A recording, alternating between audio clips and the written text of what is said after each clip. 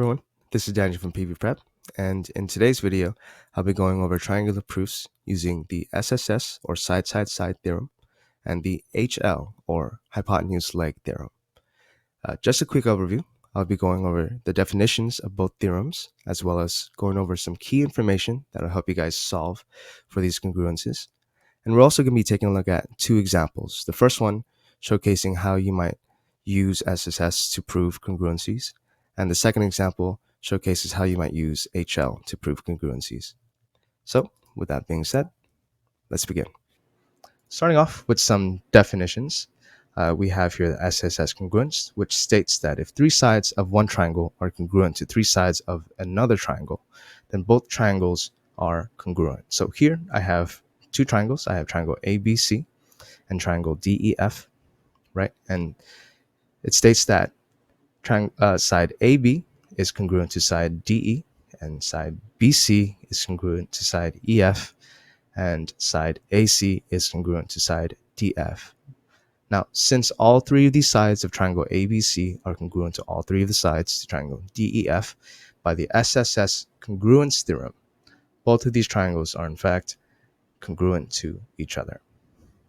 The next definition that we have is the hypotenuse-leg congruence theorem, which states that if the hypotenuse and leg of a right triangle are congruent to the hypotenuse and leg of another right triangle, then both right triangles are congruent. So here I have two triangles, triangle ABC and triangle DEF, and triangle 1, side AB is congruent to side DE of triangle 2, and in triangle 1, side AC is congruent to side DF of triangle 2. Right now, since both of these triangles are right triangles, right, as noted by the right angle here, angle C and angle F, and that the hypotenuse and leg of one triangle, right, so AB and AC, are congruent to the hypotenuse and leg of the other triangle, DE and DF, by the hypotenuse leg congruence, both of these right triangles are congruent.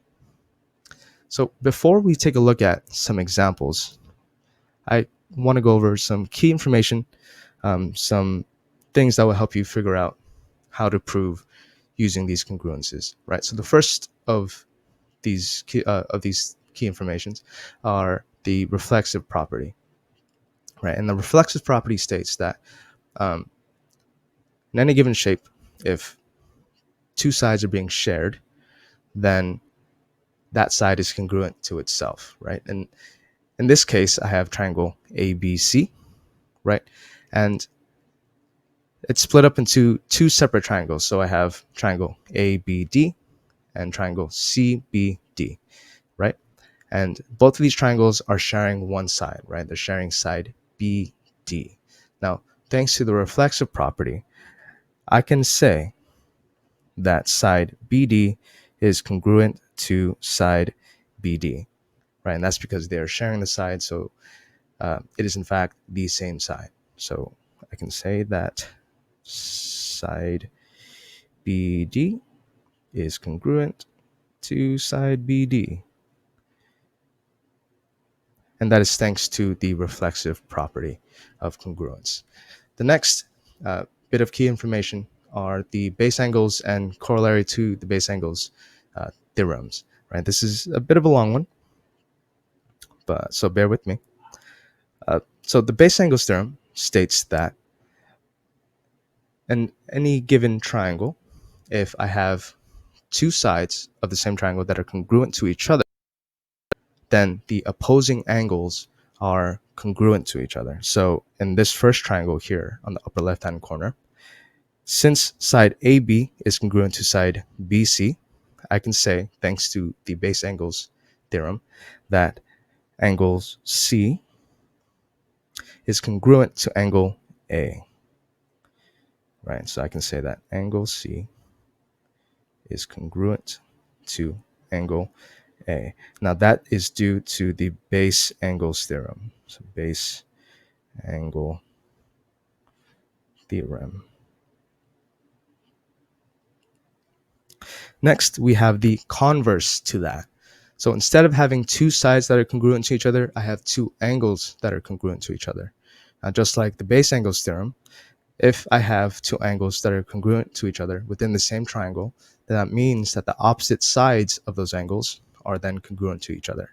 So since I have angle D being congruent to angle F, I can say that side DE is congruent to side FE.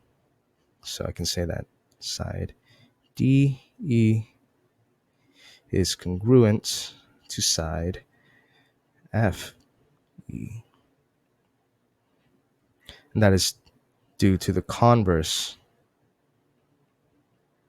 of base angles.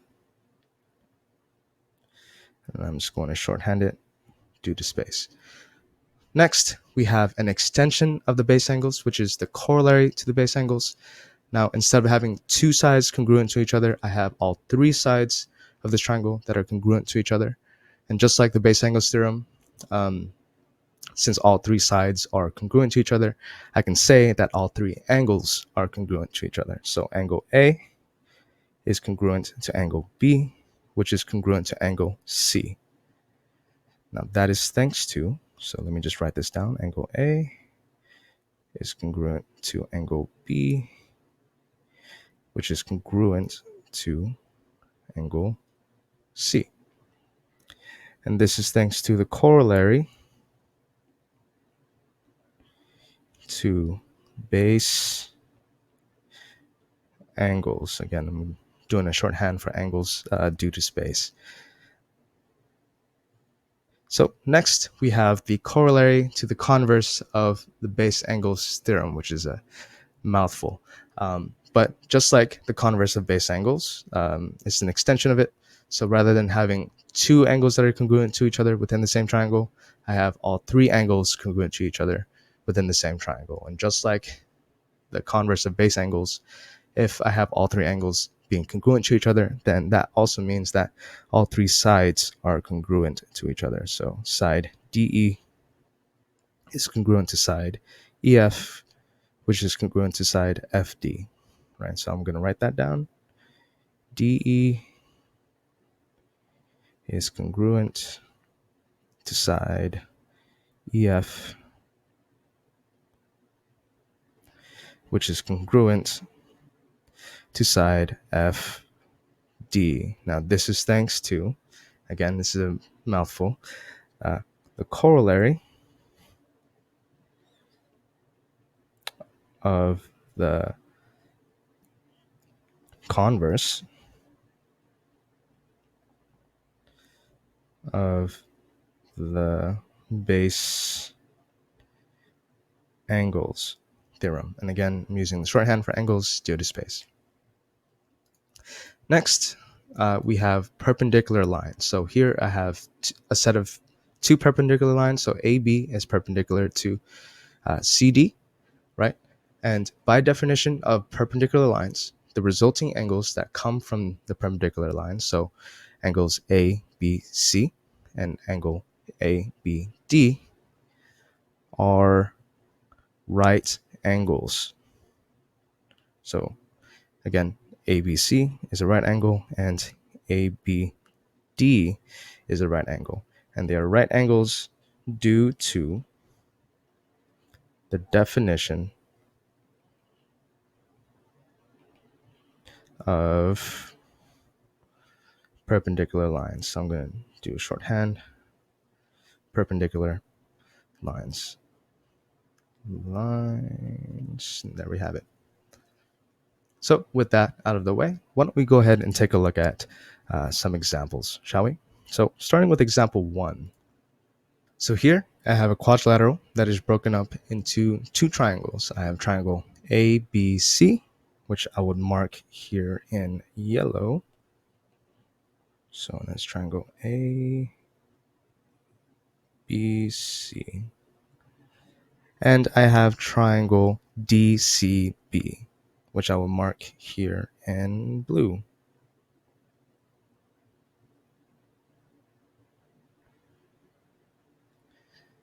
And we are given that side AB is congruent to side DC. So let's mark that. DC. And we are given that side CA is congruent to side BD. So let's go ahead and mark that as well. So CA is congruent to BD. Now we are being asked to prove that triangle ABC is congruent to triangle DCB. So in our proof table, let's start off by writing out our given statements. So statement number 1 is that AB is congruent to DC, and for the reason that is given. And statement number 2, I have CA congruent to BD. And again, just like number 1, that is given. So right off the bat, we have two sides being congruent to two sides, right? And so that fulfills 2 out of the 3 requirements for us to solve the congruence by SSS. So we're missing one more set of congruent lines. Well, looking at this shape that we have here, both triangles appear to be sharing the same side. They appear to be sharing side CB. And if you remember, based off of the key information that I previously went over, if two shapes share a same side, in this case, both triangles are sharing CB, then we can make the statement saying that side CB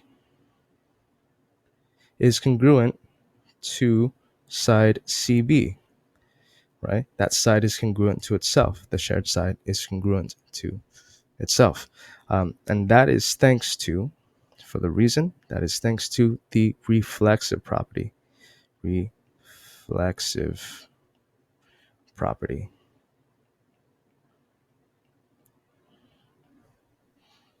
And so with that being said, since I have 3 sides of one triangle being congruent to 3 sides of another triangle, I can then make the statement saying that triangle ABC is congruent to triangle DCB, right? And for the reason, that is because of the SSS, or side-side-side congruence theorem.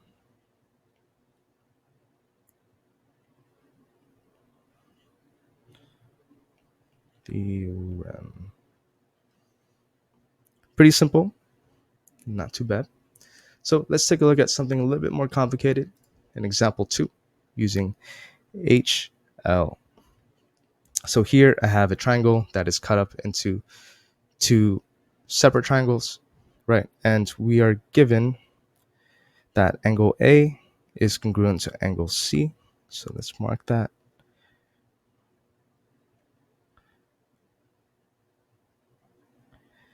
And that side BD is perpendicular to side AC. So we have that. Okay, so let's start off in our proof table with our given statements. So statement number 1, angle A is congruent to, is congruent to angle C, and that is because it is given. And our statement number 2 is that BD is perpendicular to AC. And we are being asked to prove that triangle ABD, which I will mark here in yellow, ABD, we have to prove that ABD is congruent to CBD, which I will mark here in blue. So this is a little bit more complicated and a little bit more involved. So let's see what we can observe, right? So right off the bat, I see that from our given statement, let me just write that this is given as well.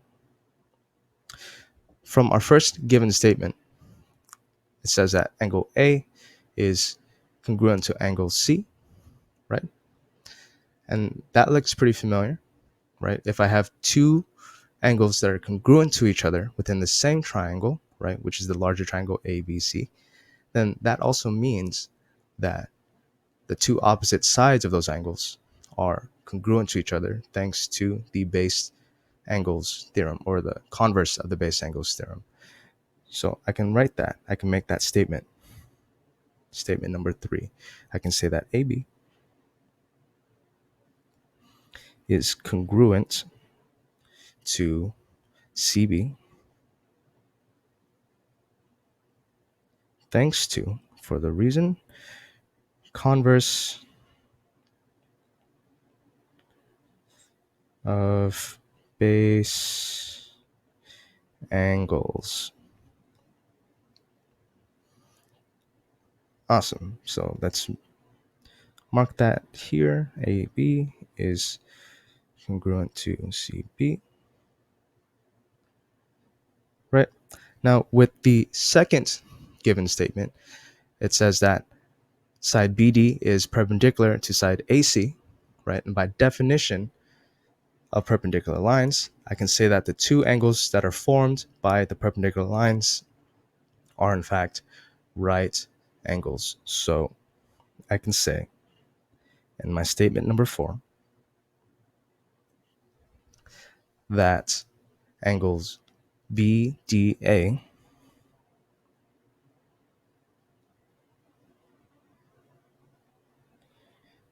is a right angle. So I can say angle BDA and angle BDC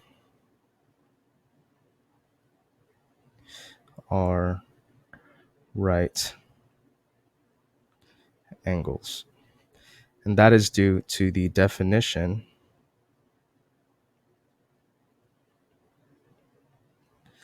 of perpendicular lines. Now, since both of these smaller triangles have right angles, I can make another statement saying that since both triangles have right angles, I can say that statement number 5, triangle ABD and triangle CBD are right triangles. And that is thanks to the definition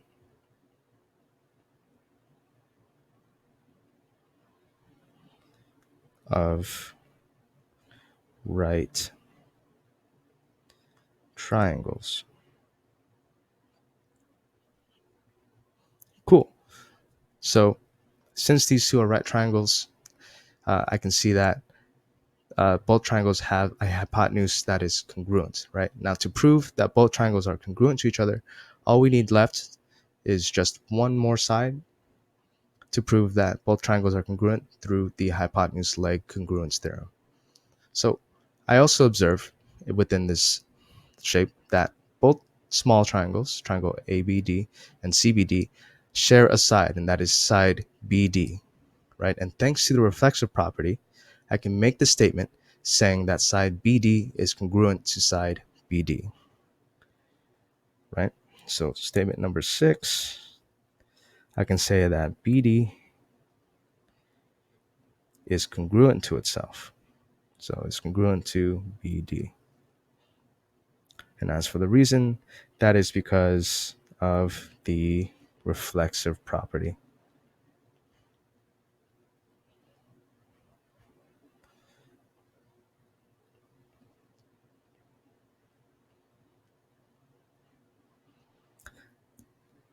So let me just mark this. Awesome. So in both triangles, I have a pair of congruent hypotenuse and a pair of congruent legs. So with that being said, since I have two sides being congruent to two sides of another triangle, I can say that both of these triangles are congruent. So let me just draw a quick arrow here since I run out of space, unfortunately. So let's just do that. Statement number 7. I can finally say that triangle ABD is congruent to triangle CBD. And that is thanks to the hypotenuse-leg congruence theorem. So HL congruence theorem. And there we have it. That is an example of two proofs of congruence. The first one being side-side-side congruence, and the second one being HL congruence. My name is Daniel, and this is Preview Prep. Thank you for watching.